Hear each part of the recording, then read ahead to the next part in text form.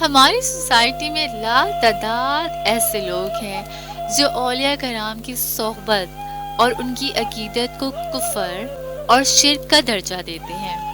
ایسے تمام لوگوں کی غلط فہمی دور کرنے کے لیے ان کے ساتھ یہ اچھی سی ویڈیو کو شیئر کیجیے۔ ہو سکتا ہے ان کے خیالات اولیاء کرام کی صحبت اور ان سے عقیدت کے بارے میں بدل جائیں۔ نہ زیادہ نہ کم، کہانی 100 لفظوں کی میں آج پیش کرنے جا رہے ہیں بصرہ سے تعلق رکھنے والی ایک انتہائی حسین و جمیل عورت کی۔ بصرہ میں ایک انتہائی حسین و جمیل عورت رہا کرتی تھی۔ لوگ اسے شوانہ کے نام سے جانتے تھے۔ ساری حسن و جمال کے ساتھ ساتھ اس کی آواز بھی بہت خوبصورت تھی۔ اپنی خوبصورت آواز کی وجہ سے وہ گائیکی اور نوحہ گری میں مشہور تھی۔ بصرہ شہر میں خوشی اور غمی کی کوئی بھی مجلس اس کے بغیر ادھوری تصور کی جاتی تھی۔ یہی وجہ تھی کہ اس کے پاس بہت سا مال و دولت جمع ہو گیا تھا۔ بصرہ شہر میں فسق و فجور کے حوالے سے اس کی مثال دی جاتی تھی۔ اس کا رہنا سہنا امیرانہ تھا۔ وہ بیش قیمت لباس زیب تن کرتی تھی اور گراں بہا زیورات سے بنی سنوری رہتی تھی۔ ایک دن وہ اپنی رومی اور ترکی کنیزوں کے ساتھ کہیں جا رہی تھی۔ رستے میں اس کا گزر حضرت صالح العمری علیہ رحمت اللہ کے گھر کے قریب سے ہوا۔ آپ رضی اللہ تعالیٰ عنہ کے برگزیدہ بندوں میں سے تھے۔ آپ باعمل عالم دین اور عابد و زاہد تھے۔ آپ اپنے گھر میں لوگوں کو وعظ ارشاد فرمایا کرتے تھے۔ آپ کے وعظ کی تاثیر سے لوگوں پر رقت طاری ہو جاتی تھی اور وہ بڑی زور زور سے آہو بکا شروع کر دیتے اور اللہ عز و جل کے خوف سے ان کی آنکھوں سے آنسو کی جھڑیاں لگ جاتی۔ جب شوانہ نامی وہ عورت وہاں سے گزرنے لگی تو اس نے گھر سے آہو فغاں کی آوازیں سنی۔ آوازیں سن کر اسے بہت غصہ آیا۔ وہ اپنی کنیزوں سے کہنے لگی، تعجب کی بات ہے، یہاں پر نوحہ کیا جا رہا ہے اور مجھے اس کی خبر تک نہیں دی گئی۔ پھر اس نے ایک خادمہ کو گھر کے حالات معلوم کرنے کے لیے اندر بھیجا۔ وہ لونڈی اندر گئی اور اندر کے حالات دیکھ کر اس پر بھی خدا عز و جل کا خوف طاری ہو گیا اور وہ وہیں بیٹھ گئی۔ جب وہ واپس نہ آئی تو شوانہ نے کافی انتظار کے بعد دوسری اور پھر تیسری لونڈی کو اندر بھیجا، مگر وہ بھی واپس نہ لوٹی۔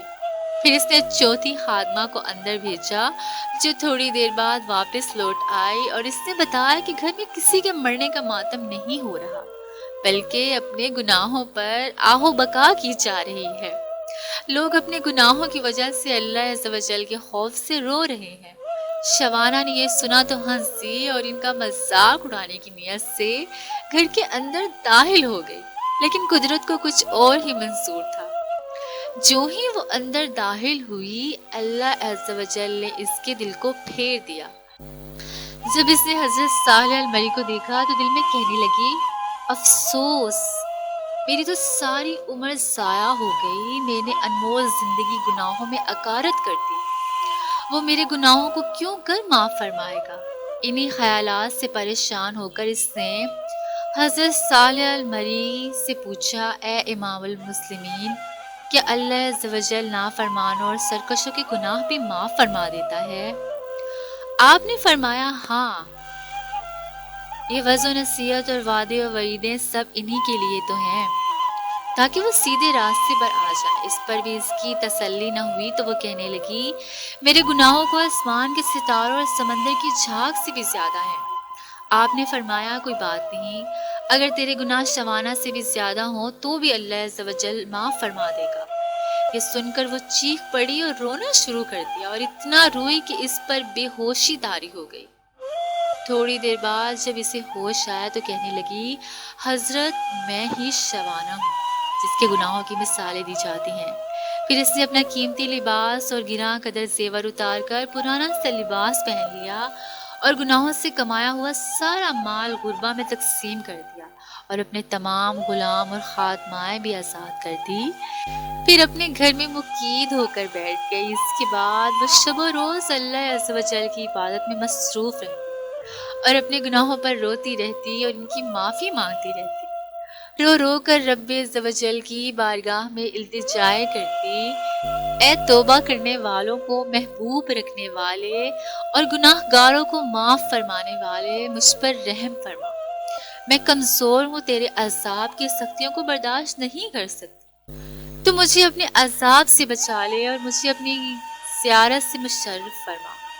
اس نے اسی حالت میں 40 سال زندگی بسر کی اور انتقال کر دیا۔ یہ ہے ولی کی صحبت کا اثر۔ ہمارے اس معاشرے میں اولیاء کرام کو ماننے والے لوگوں پر بڑی تنقید کی جاتی ہے، لیکن حقیقت تو یہ ہے کہ پیغمبروں کے بعد، صحابہ کرام کے بعد یہ ولی ہی تھے جنہوں نے گناہ گار، ریاکار اور بدکار لوگوں کو دین کی طرف موڑا۔ اگر یہ ہمارے معاشرے میں نہ ہوتے تو شاید ہمارے معاشرے میں کفار کی تعداد آج کے نسبت زیادہ ہوتی، بلکہ آج کے نام نہاد مسلمان کفار کی صفوں میں سب سے آگے کھڑے نظر آتے۔ یہ اولیاء کرام کی صحبت ہی ہے جس نے آج تک بہت سے عقیدت مندوں کو اپنی طرف راغب کر کے رکھا ہے اور وہ دین کے نہایت قریب۔